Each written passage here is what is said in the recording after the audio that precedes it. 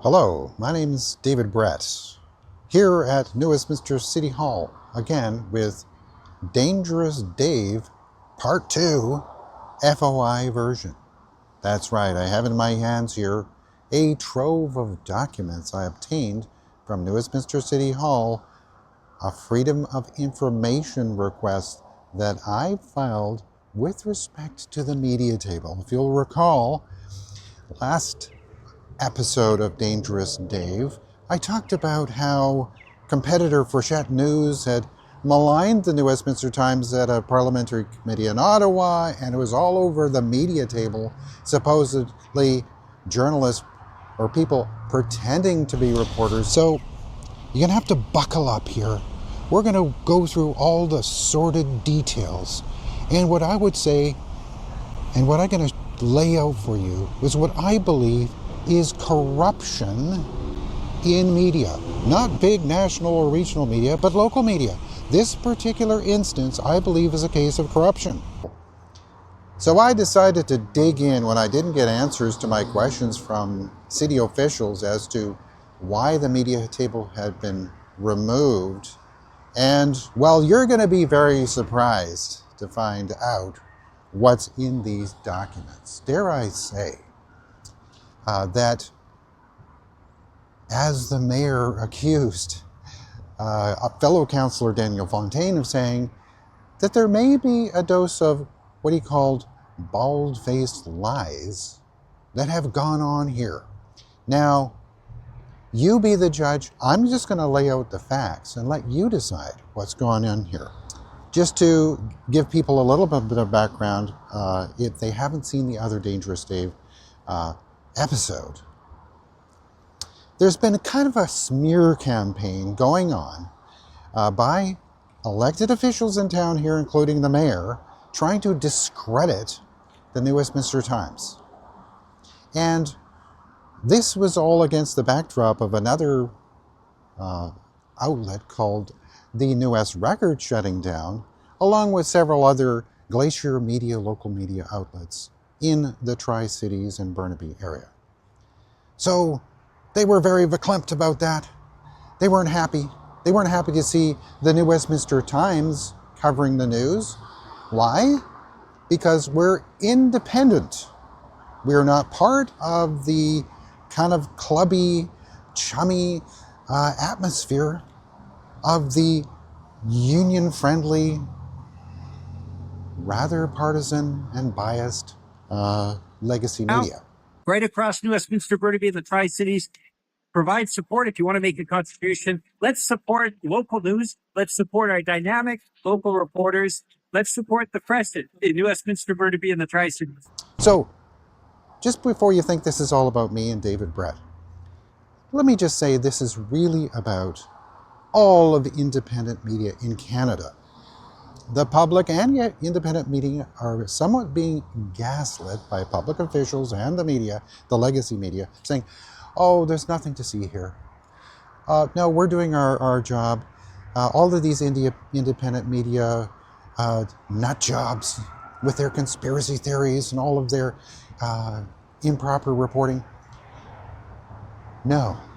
As you'll see, as I will outline here, there is a there. This is not right. But what has it taken? It's taken a lot of digging, a lot of research, and a lot of documentation, and digging into the facts to get at the truth. And isn't that what's the most important thing for the media? To get at the truth, to hold public officials to account? I think so. So, what I did is I asked the city for a trove of emails, anything that had to do with the decision-making process around removing the media table. Because as you will recall, I filed a code of conduct complaint against Patrick Johnstone for maligning me for being in the media desk last year. So it's taken a while. It doesn't happen quickly. There's a lot of research that had to go into this. So this code of conduct complaint, the ethics commissioner, Jennifer Devons, found that, oh, well, there's nothing to tie Johnstone's complaint to David Brett, it's not obvious that he's even talking about David Brett. So we'll just dismiss this complaint. Well, as you'll see, everyone knew it was David Brett. So let's just go through these documents and talk about them. So the fun kind of got started in 2025 in February of 2025 when City Councillor with Community First, the NDP Labour-backed party majorities, responded to an email which I was sent. Some member of the public who's been redacted out here in the subject headline is, "You suggested I was misled. I think you are the ones misleading our citizens of the downtown." So the content of this email seems to have to do with a controversial drug inhalation site that the city was approving in the downtown on Begbie Street. There's a great hue and cry, and the Westminster Times covered that story.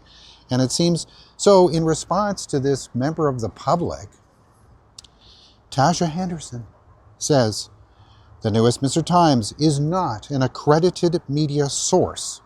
It is a community member's personal blog.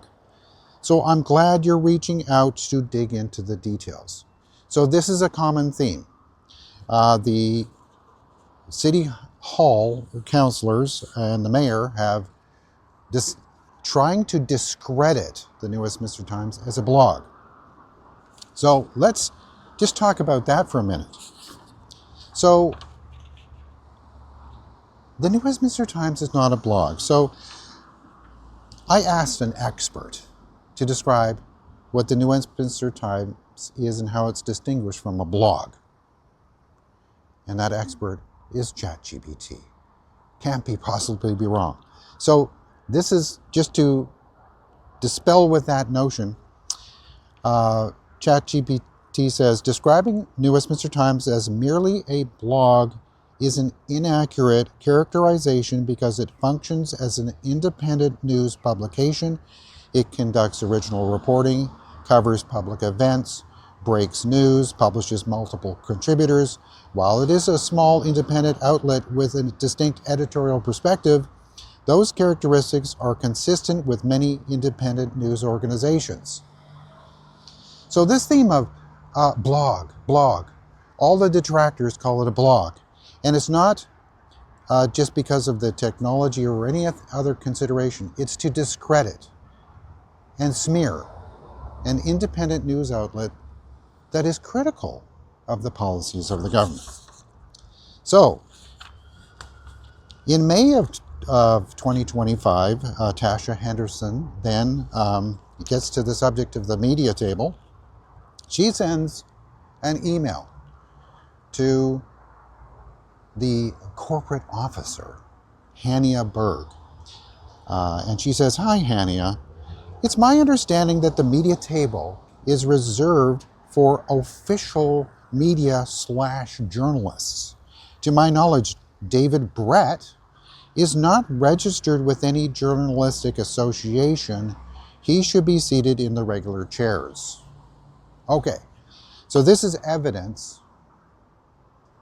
that the ethics commissioner should have known that it was me. She says, wrongly, that, there's no way, how can we possibly know who Johnstone was referring to?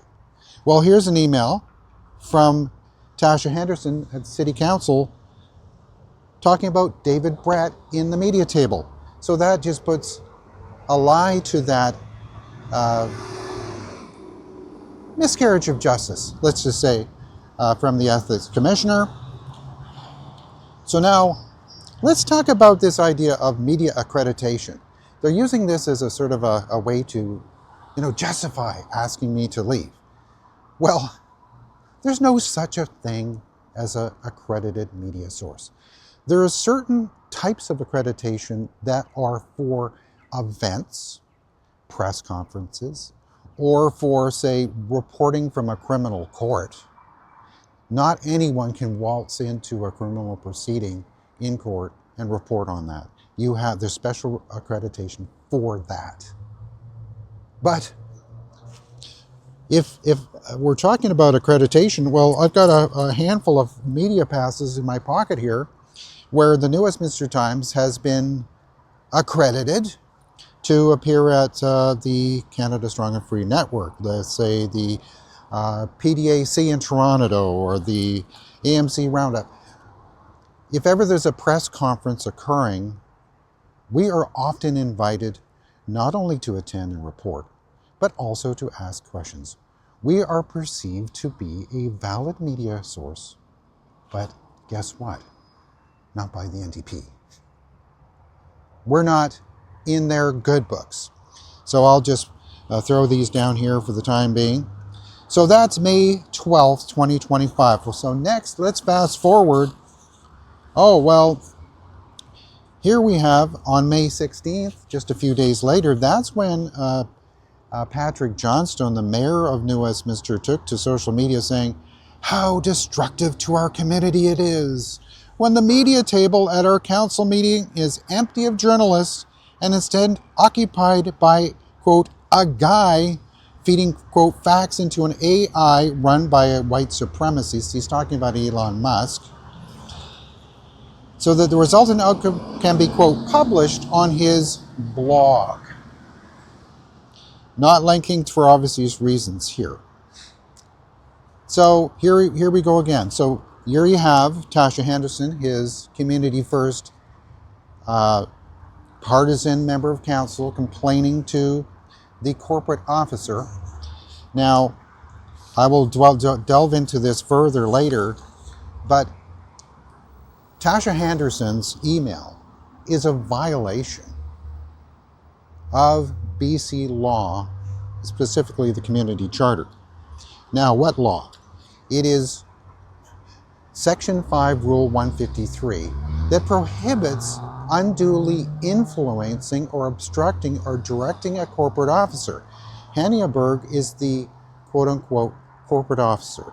It used to be called the city clerk. So she can't direct the city clerk to do anything on her own. This is a case of partisan biased influence trying to shape the actions of a corporate officer. Now, it gets worse.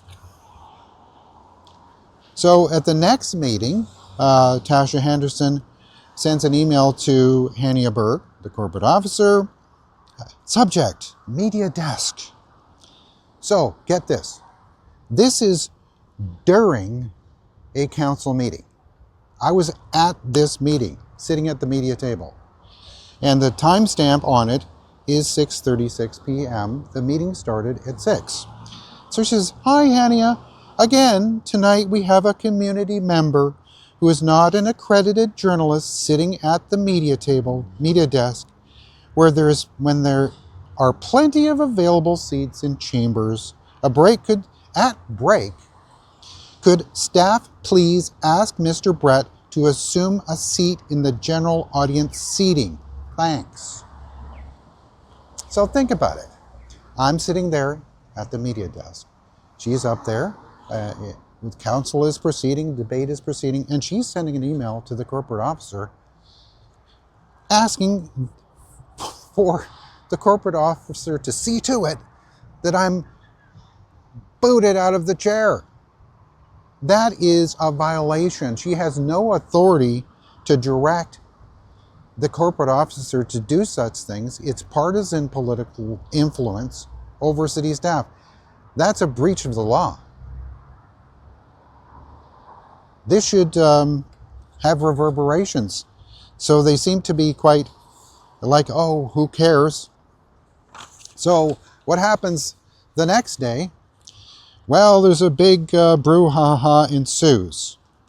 Because, now get this, it's incredible. I mentioned in the other Dangerous Dave video about a guy named Michael Hall.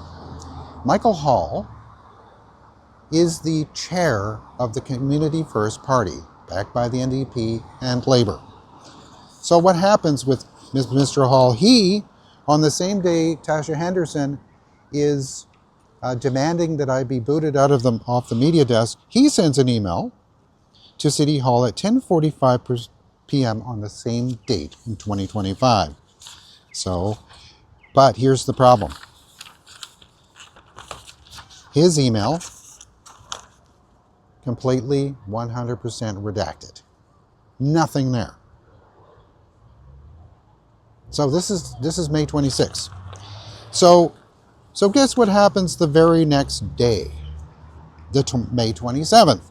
There's a slew of emails between the top brass at the city discussing the media table. It says, subject, re-experience at council meeting.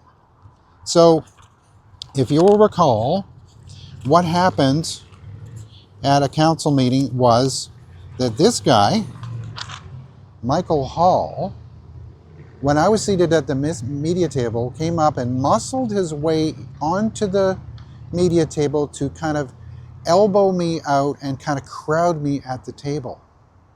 This is the chair of the political party that is in control of City Hall.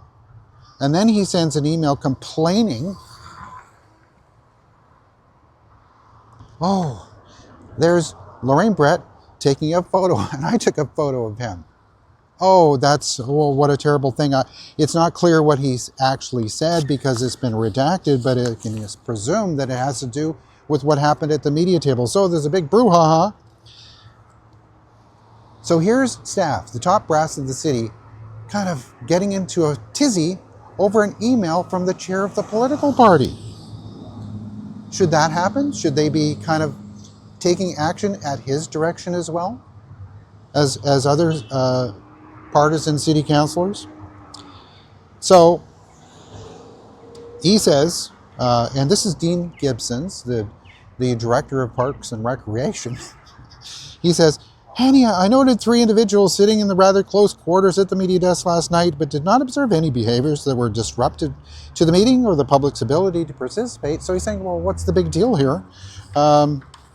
So he says something about, with the removal of the media designated seating may come questions about whether the city's somehow attempting to deter, quote, the media's, and I use that term loosely, ability to report on the business of council meetings. Here's a person who is thinking sensibly. Well, obviously there's going to be questions if the city suddenly removes the media table. Are they attempting to deter? Well, they're absolutely attempting to deter. So he says, and he asks a question about the basis upon which local governments ascertain the, quote, legitimacy of media in terms of priority access to the media desks. And then he says, copying Blair Fryer, the Director of Community Relations, as F.O.I. given Community Service Department role in corporate communications and media relations, consideration may want to be given to if or how the city might be communicating out its intentions to remove the designated media table so that our intentions are clear and not misconstrued by those who may want to cast the city in a negative light. So here they're talking amongst themselves about the spin. How are we going to spin this thing? Well, it's not working out very well for them because maybe they didn't anticipate that I would end up with copies of these emails a year later. So Blair Fryer, who used to be the Media Relations and Communications Director, has worked his way up to a higher position. So he says, Hania and I spoke about this earlier today. Speaking back to Dean, he says, I concur with your thinking in terms of how to communicate this decision if asked. With the closure of New West Record and the live streaming of council meetings, there's no longer a need to provide reserved space for the media in the chamber on a regular basis. So that's their spin. They're saying, okay, well, what if somebody asks about this? Well, we'll just tell them we don't need it anymore because the record's closed and they can live stream it and people can see the meeting from anywhere. That's their spin. That's what I call a cover-up. How do we cover up and not communicate the real reasons for removing the table, which were directly related to Tasha Henderson, a sitting councillor with Community First, then the chair of Community First complaining. So that's why they're doing it. The complaints are related to partisan members of City Council, not to anyone else. So, moving right along here, and by the way, this Michael Hall, he always has choice words for me. Last year there was the Frechette News folks got up and they provided a kind of a pitch for their publication, their Save Our Local News campaign, where they were promoting themselves and all the various councillors. Oh, it's so great, we're going to have local news back. So I decided to take a delegation to talk about the New Westminster Times. Here's what Michael Hall, chair of Community First, says about me, delegate number 11. He says, here to talk about his racist, anti-Indigenous, homophobic blog and how he's really sore about people claiming there's no newspaper in New West. He's upset that the mayor spoke on CTV about the fact that he wanted Save Our Local News initiative to succeed. He's admitting it. Get rid of that Brett guy out of the chair. Let's get him out. And then let's promote the good guys, the Labour-backed, NDP-backed newspaper. You can't make this stuff up. This is insane. So the CAO, basically the boss of City Hall, Lisa Spitali, who is now since retired. Oh, by the way, side note, Hania Berg, no longer with the city. She took a job in Ladner. Well, Delta. She's gone. Nobody knows why. Lisa Spitali retired, so there's all new people. But she says she's involved. Let's discuss next week. She's very wisely didn't put anything in writing as to her opinion. And this is in response to many emails that I also sent. So to go back to what happened, so this is all in May of 2025. Then there's another council meeting on June 23rd. I arrived and it was a particularly busy meeting. The City Hall was absolutely packed. There wasn't a seat available. And I rushed in to jump onto the media table because I thought, oh, well, I don't have to be there early because there's a media table I can sit at. Well, it was gone. Gone. Suddenly gone. So I complain about this. Is what's the removal all about? Why was it removed? And is it permanent? So Hania Berg replies to my email the next day saying, thank you for your email. Yes, the table in chamber was removed as it was the subject of complaints. Really? She doesn't say who complained or what the complaints were about. So I then followed up with an email. May I inquire as to the nature of the complaints regarding the media table? It's been there a very, very long time. And it has, as long as I can remember, being involved and going to City Hall. It's always been there. And she says, the nature of the complaints were in relation to harassment. Is that a bald-faced lie? I asked for, in my F.O.I. request, emails that pertained to this matter of harassment. There were an accusation. I said, well, harassment by who, against who, as if my mere presence there is a harassing influence. Well, no one was complaining about harassment. It was Councillor Henderson. And then also Councillor Johnstone taking to social media and Michael Hall and all these people, these partisan people applying pressure, political partisan pressure, on city staff to remove the media table. Why? Because they don't want me in it. Why?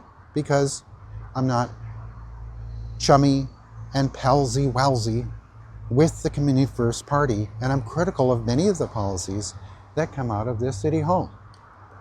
They don't want that. So now,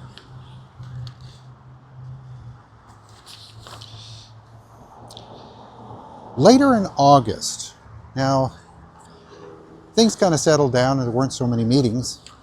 So at the time that this Michael Hall character kind of muscled in on the chair, and I didn't even know he had sent any emails to council until I got this F.O.I information sent to me just recently. It took a long time, 2 months, for them to get this F.O.I information together. So I said, hey, come to find out, the guy who was muscling in on the media table was the chair of Community First. What's the deal with that? She says, so now here's the reason. She says, as I asked, I deserve an explanation as to the city's decision-making process. The process, who decided? Was it a council decision? Was a vote taken? Did come down from on high? She says, as corporate officer, the council chamber falls under my purview with regard to setup, AV equipment, etc. As such, given that the table was the subject of complaints, I had it removed. Well, did she really have it removed? Was it really her who had it removed? And I'm going to have to flip back to a previous page with something on it that I have to review. Just give me a second here. Okay. That's not what I found out from the F.O.I request. So what I got from the F.O.I request, Hania Berg has contradicted herself or perjured herself by saying that I had it removed. In an email to the brass at the city, the the director, head of HR, the city solicitor, the CAO, and head of Parks and Rec, she says about, it looks like it's in response to this Michael Hall complaint, another partisan person. FYI, I'll acknowledge, this is May 27th, the email, but don't see much more action for us. I've been directed to remove the desk in the council chamber. I've been directed. So when it were emailed to me on August 20th, end of August, she says, I had it removed, implying that it was her prerogative. As corporate officer, the council chamber falls under my purview with regard to setup. No, it doesn't. Those aren't the duties of a corporate officer as set out in the community charter. AV equipment, etc. As such, given that the table was the subject of complaints, I had it removed. No, I've been directed to remove the desk in the council chamber. So clearly, this email, they can't both be correct. She can't say, oh, well. So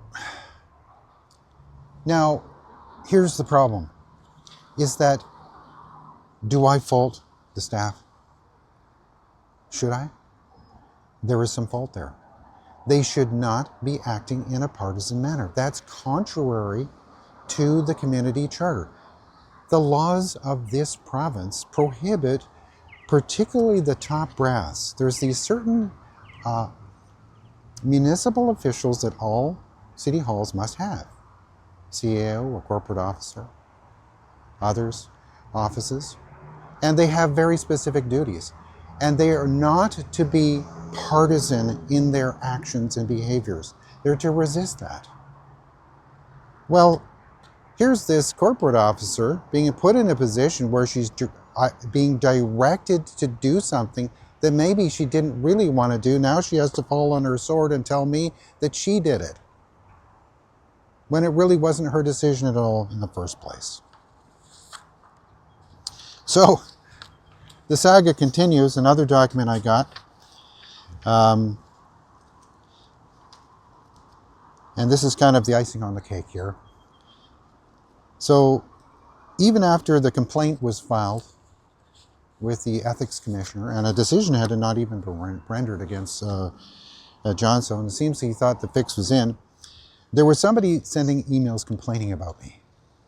I won't say who was complaining, who was, because it was all redacted, the personal information, but it seemed to be someone who was kind of conspiracy theories.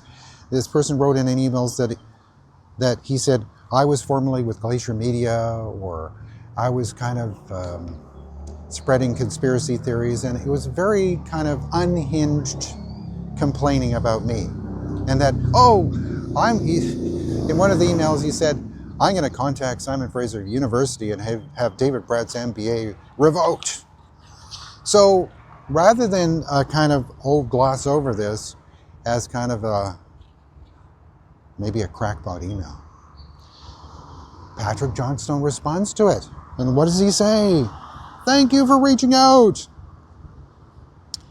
So he says, the city does not advertise with the New Westminster Times, nor is it in any way associated with Glacier Media. Glacier closed its New Westminster, the New West newspaper a few years ago, leaving us without a local newspaper.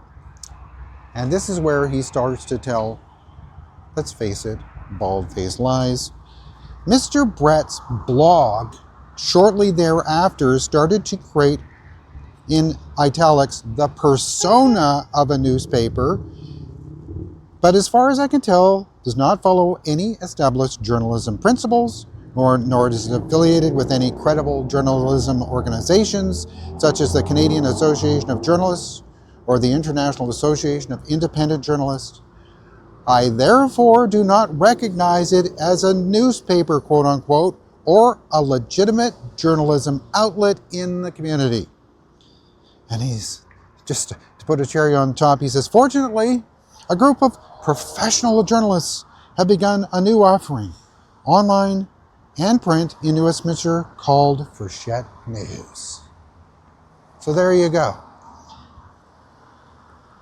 Discredit and lie about the independent news outlet called the New Westminster Times, and promote the one that is friendly to him. This is from January 20th, 2026. So, similarly, Tasha Henderson sent an email.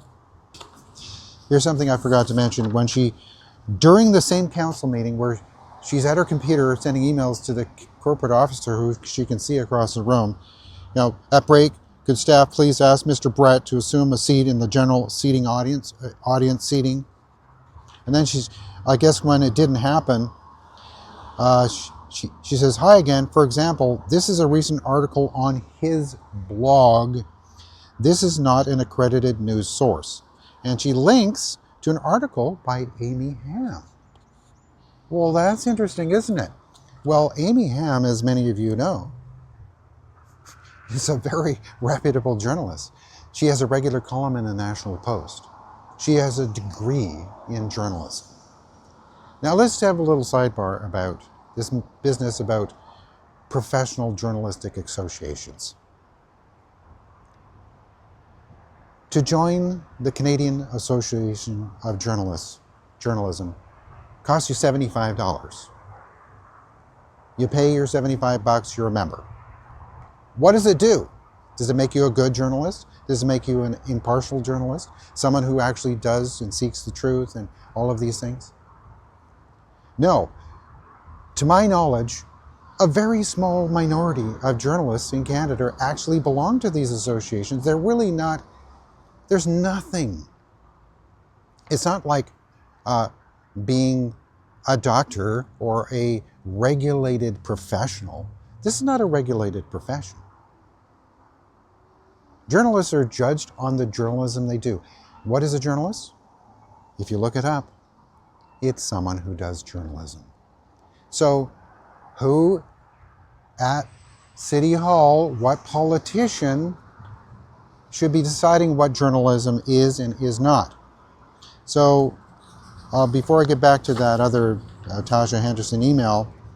Here's just a the section 153 from Division 5 of the Community Charter of British Columbia.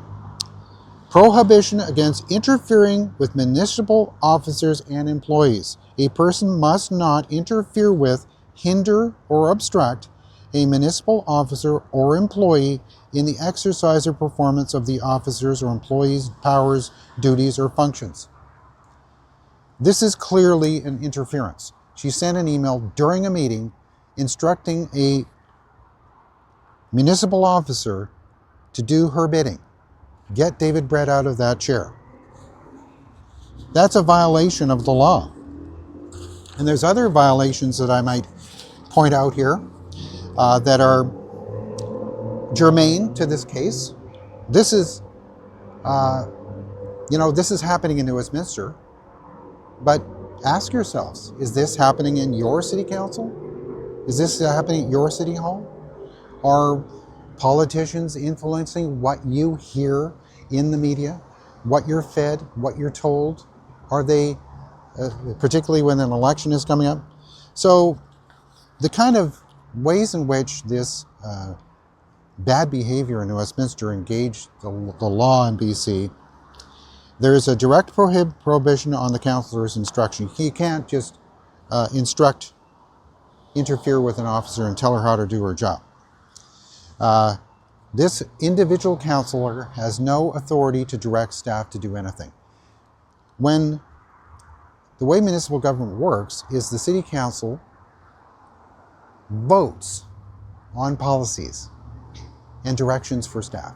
If that direction to staff is supported by a majority of council, then the staff then goes out and does what they say. Oh, prepare a report about this, report back on that, study and look into this, look into that, change this, change that. One councillor can't just send an email to the corporate officer saying, hey, get rid of that guy. It's against the law to do that. So it's a partisan instruction. Now she's saying, oh, it's because they're not accredited and they don't have journalistic standards. Journalistic standards. This is a straw man argument. There's no there. So it just doesn't add up in any way, shape, or form what this person has done. So there you have it. I will summarize it all this way. It would appear that the elected officials in New Westminster, like the Frechette News people, think I'm dangerous. So to tie this back to the Dangerous Dave version, part 1, why are the Frechette News people in Ottawa talking about the media table to a parliamentary committee?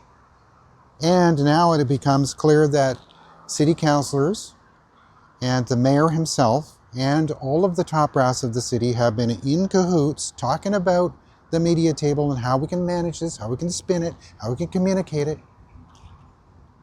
I think it's quite evident that it is anathema to them that anyone aside from people that they kind of personally know and are in their political camp are allowed to report on City Hall. They're to be discredited. And now, is it fair game for people to trash various media outlets?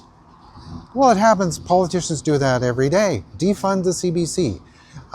People calling this rag, that rag. There's all kinds of independent news sources that are blatantly partisan.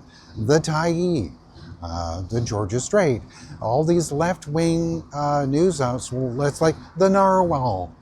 These are extremely ideologically biased. But our left-wing politicians saying, oh, that's not journalism. That is not a news outlet. No, they're not. So it's fair game to say that, oh, well, I don't like that news outlet, and You know, people say, oh, that's just a rag, or they'll use all these disparaging words to describe the media. However, what I've just described to you is not merely rhetoric being discussed in public.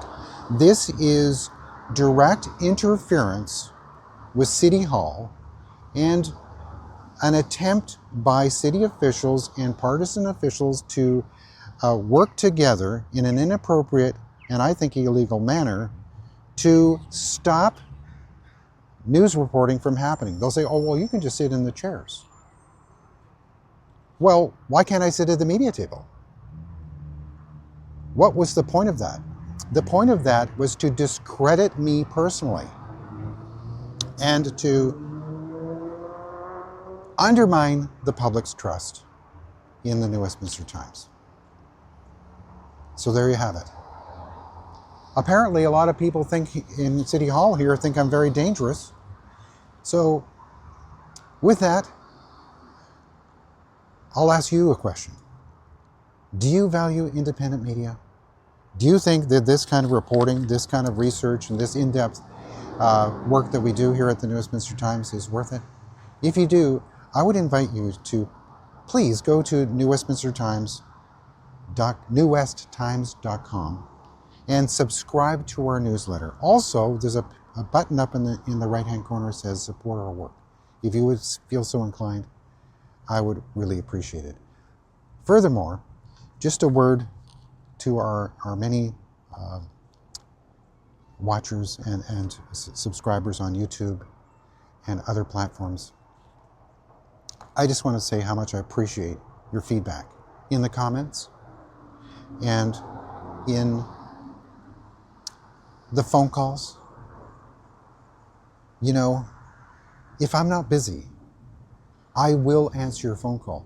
Sometimes if it says no caller ID, I don't answer because you never know who it can be. I like everyone, I get a lot of spam calls, but if I have time, I will call you back. And I do listen to, if you've left a voicemail, if you've sent me an email, I really appreciate your email. If I don't get back to you, it's not because I'm not interested in what you have to say or your story. It's just that this is a lot of work, doing journalism. And I don't do this as a full-time job. I have other responsibilities in work that I do. So I'm fairly busy. But notwithstanding, if you do not receive a reply to your email or a return call, please just call me again or send me a follow-up email. Maybe you think, oh, that's fine. Many of you have shared many very fascinating stories with me in your emails. And I'll leave you this one thought. If you've got a really great story, consider sending it as an opinion editorial, a letter to the editor. So we can publish your letter to the editor. We'll go through it, we'll edit it for quality and factual correctness, but consider upping your game a little bit. You have thoughts and important things to share. Many of you have fascinating stories that you've shared with me. See if you can put it down on paper. It doesn't have to be a super long letter or some, Pulitzer Prize winning opinion editorial.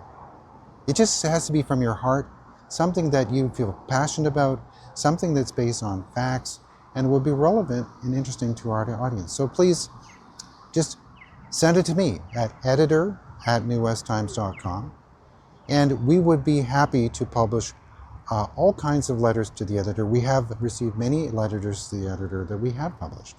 So with that, I'll sign off once again. I thank you for watching the New Westminster Times, and I'll leave you with one thought. There's a row of roses right here behind me. These roses were planted by the Royal Rosarians of Portland, Oregon, every year during the Hayek Festival.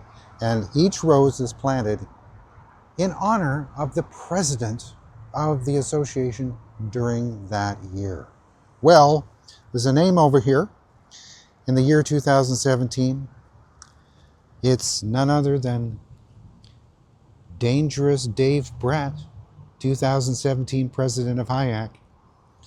And you can see, as far as the eye can see, there's roses planted by the folks from Portland. So if there's any Americans watching, particularly from Oregon, thank you for coming here to our city.